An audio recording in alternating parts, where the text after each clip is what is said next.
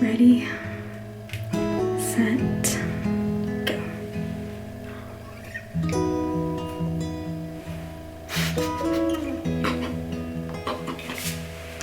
See it?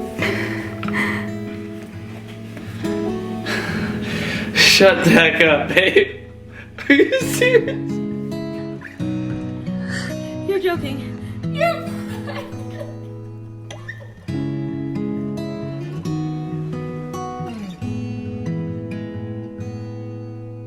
5, 4, 3, 2, 1.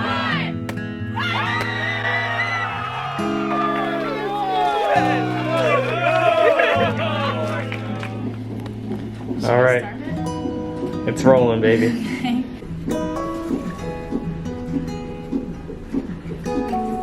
Nicole. You did it, baby.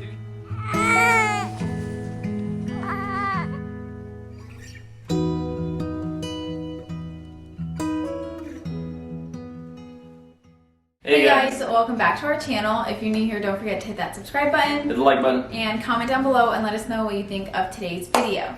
So today's video, very, very special, and We haven't announced the YouTube yet. If you don't follow us on any other social medias and you only watch our YouTube, then you don't know this, but we had our baby boy. if you couldn't tell, this baby mama of 1 month looks fine. So he's officially 1 month old, so the birth story is definitely way overdue. So that's what today's video is gonna be all about. We're just gonna give you the details and everything like that. We tried to record as much as we possibly can. We weren't able to actually record.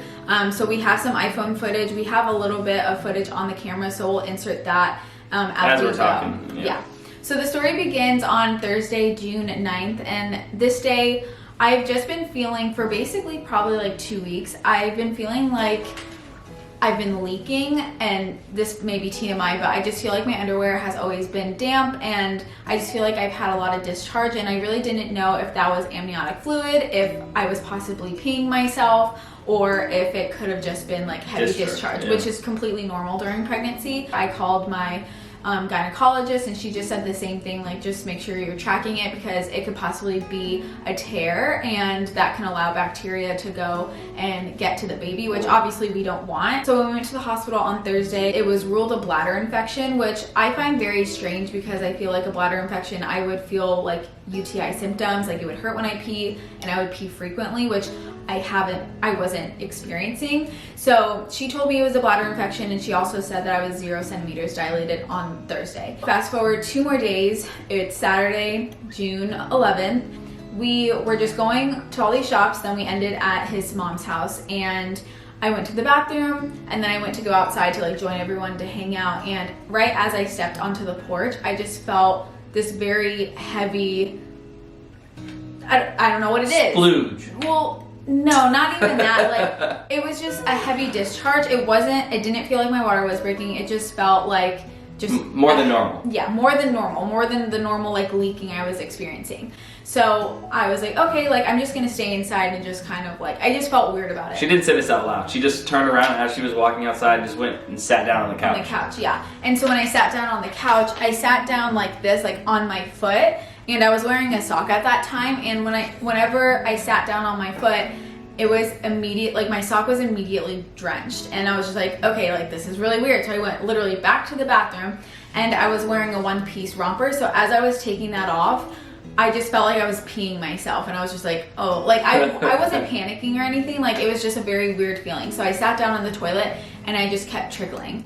And at this point, I was about to leave in about like a minute and a half. Yeah, I was like probably walking out of the door to go somewhere with my brother. Yeah. And then I get a phone call from Nicole. Thankfully, I brought my phone in, which usually Right. I don't bring my phone into the bathroom. Right. She calls me, she says, hey, can you I come said, can you come here? come in here? Yeah, and I was like, yeah.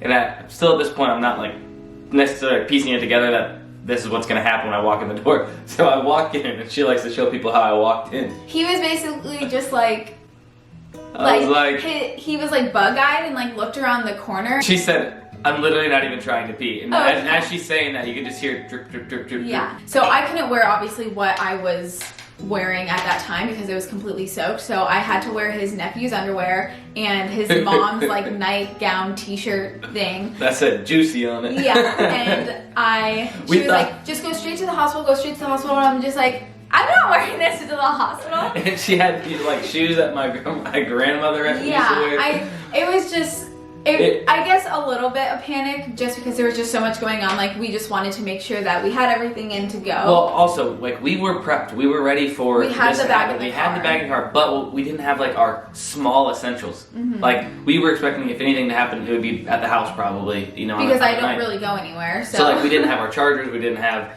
You know, other just random things that we would have needed that the last minute items we'd grab on the way out of the house. We were going straight to the hospital and then we made an audible and we were like, you know what, let's just go home really quick. We have time. It's not like you're in pain or, you know, whatever. Yeah, because I'm not experiencing any contractions at this point. We stopped at Chick-fil-A, we got food to go, went home, got all of our last minute stuff, and by 6 o'clock we get to the hospital.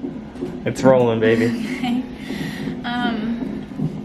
Okay, so today is currently June 11th. It's a Saturday. I'm officially 38 weeks today, and around 4 o'clock, long story short, my water broke when we were at Dustin's mom's house.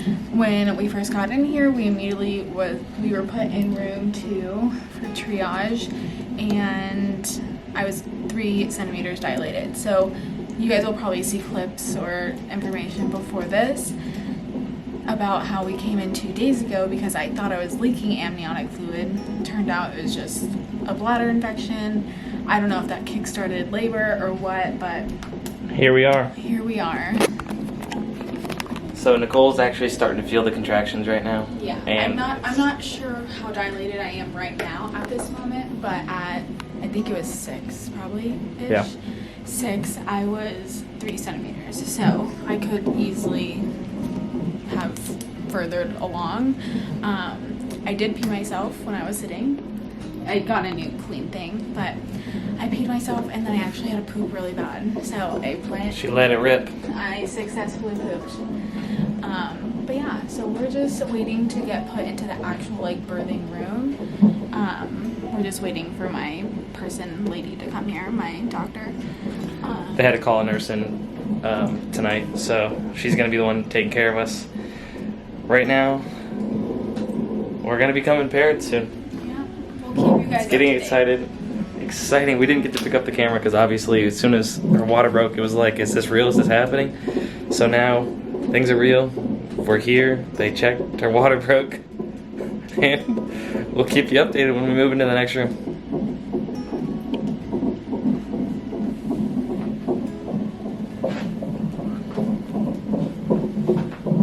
Like, you feel so helpless as a husband or a partner when they're going through that because you can't do anything to really help. Yeah. It's just, she was just in so much pain. So I was experiencing contractions for probably around, I would say like an hour. And around 8 o'clock, the nurse was in, the delivery room was ready. So we walked in there and I immediately was just like, I want an epidural. So right when we got in, the epidural was given. It wasn't as bad as I thought, to be honest. She did amazing. The only thing that sucked was that you have to be hunched over the whole entire time and not move. So that was the only part that was difficult, but pain-wise, it was not bad at all. Once we were all settled in, at this point, my parents drove from my hometown to the hospital. They got there, and my sister even surprised me flying from Virginia, which she's absolutely insane for doing, but she got there in like 3 hours. Yeah, right when I told her that, I think like my water broke at 4 o'clock, she immediately got on the next flight and came, which I absolutely loved. And my other sister was in Italy at the time. She wanted me to hold him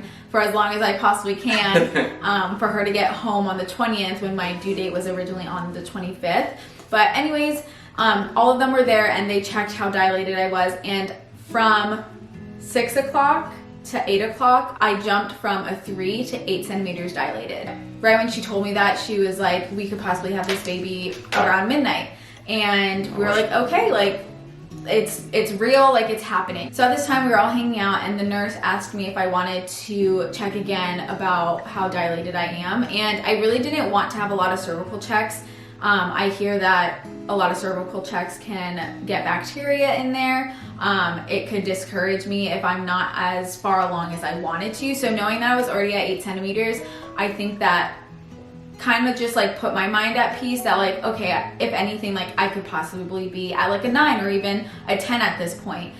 So around midnight we checked again and I was still 8 centimeters dilated. 8.5 she said. Yeah, so basically I didn't progress any, and I fully believe that it's because of the epidural. I think the epidural just calmed my body down to the point where it just like felt comfortable with where I was at. So fast forward to around 3 a.m. she checked me again and she told me that he was sunny side up. So basically he was looking up at my stomach instead of looking down at my spine like he's supposed to, because that's how they come out.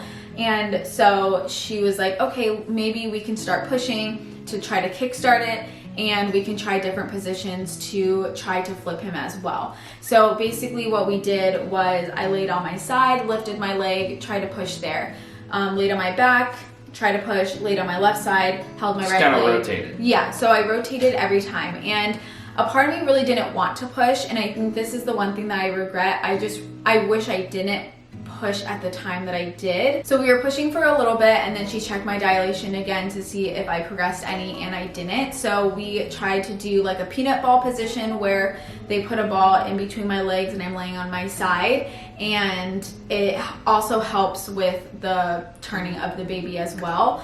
And so we stayed in that for like a little bit and then continued to push, and still nothing. There was one thing that I asked the night nurse. I wanted to try to get on all fours and possibly like push him down like with gravity. Like I've seen this done, especially with an epidural, like I've seen it done, and she just completely said no. Like she was basically like ruling it a possible C-section at this point because she didn't think that I was going to progress any. She also gave me the option to do Pitocin, and I really didn't want to do that. I hear good and bad things about it, and I just really didn't want to.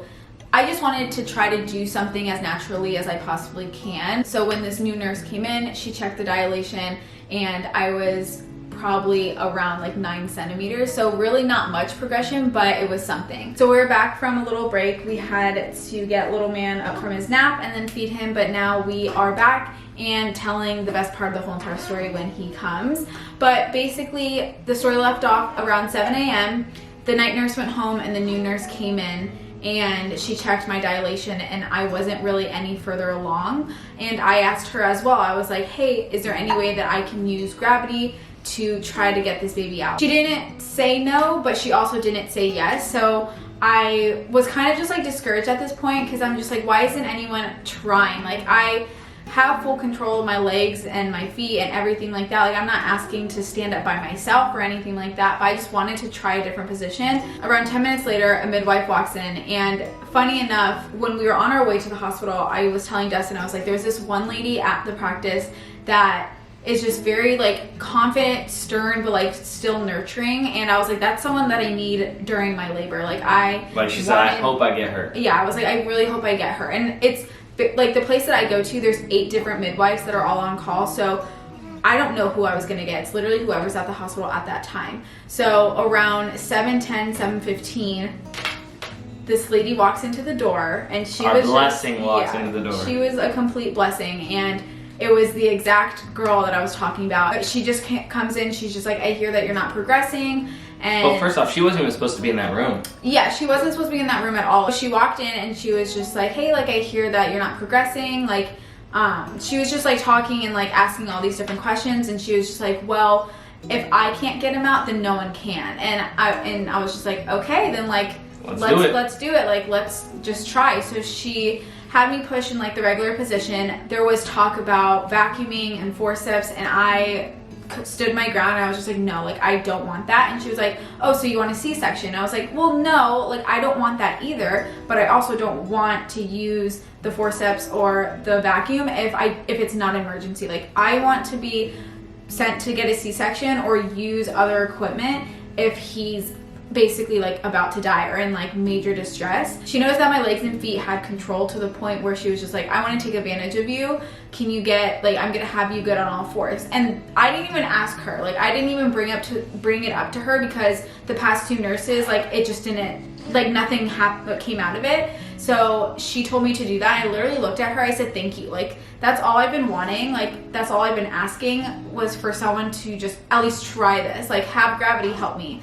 And so we get on all fours, and from 7:15 to 8:33, within the hour, he came. We went from nothing like an hour before that to like a baby, because this lady actually gave us the effort that we needed and gave Nicole the time and to try those positions, and that really helped. Yeah. And not only did we get the baby out, but the baby came out right way up, so she was able to have the baby turn instead of being sunny side up. But I just know like there's a lot of hospitals that not push for a C-section, but it's unfortunately the easy way to get the baby out. So I was just really grateful that she just tried all these different positions. I was on all fours for a good amount of time. I was playing tug of war with a towel and like the bars, like, and she was just in there, like, which is just TMI, but she was just in there just trying to like sculpt the way out for him to come. And like he said, like he came out the correct way. He wasn't sunny side up anymore. He was facing down toward my spine. This kind of gives you like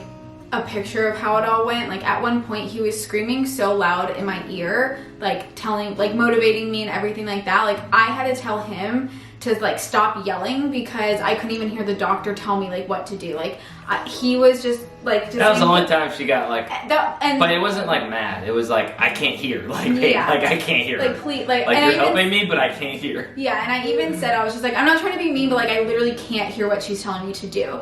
But that just kind of gives you like an overview of how that whole entire hour was of me pushing. I gotta say, Nicole is freaking amazing. Labor is crazy, and the fact that this little girl pushed this baby out is crazy, and her strength is amazing, and I totally honor her, and I could have never done that, and I love her so much for what she's done for our whole family, just the sacrifice she's made throughout the 9 months in general. So after an hour of pushing on June 12th, 2022 at 8:33 a.m., he was officially born. He was 6 pounds 11 ounces, 20 3/4 inches, and completely healthy. And mind you, this was 2 weeks earlier. If you guys remember, rewind 9 months ago when we found out we were pregnant, Nicole put it into her app and it said that we were 8 weeks pregnant, right, to her Flow app. And when we went to the first doctor's appointment, they said, oh no, you're actually only 6 weeks. So now fast forward again to the June pregnancy, 12th. June 12th, exactly. Well, she went into labor exactly 2 weeks early.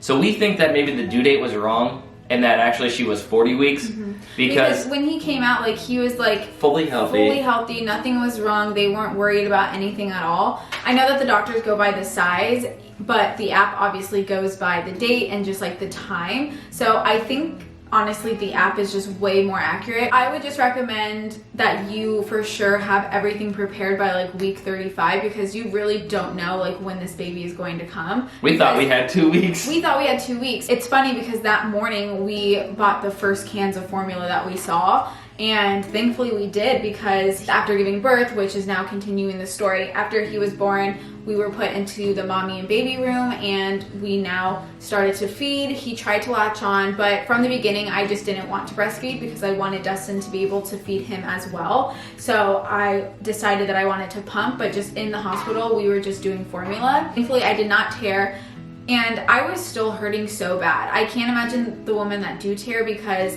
I needed him to help me and basically take care of the baby at the same time. Like he was the main caretaker of both of us. Literally, I tell everybody this, Nicole was harder to take care of for the first 2 days, 3 days than the baby was. So all in all, labor lasted about 16 hours from the time that her water broke to baby arriving. But like we didn't sleep for like 36 hours and I felt like a truck hit me. I was so exhausted. I couldn't imagine what Nicole felt like. If you guys have any questions on like how birth went or anything like that, or questions on like what to expect, Nicole will be answering any comments that you guys have. She gets a lot of these comments on her TikTok that, you know, just first time mothers and stuff, and Nicole's been going through it and she's been very vulnerable on TikTok. So if you guys aren't following her there also, follow her on TikTok. She posts a lot on there, and that's basically it for the birth vlog. So like I said, if you guys aren't subscribed, subscribe. Like this video if you haven't already, and we'll catch you in the next vlog.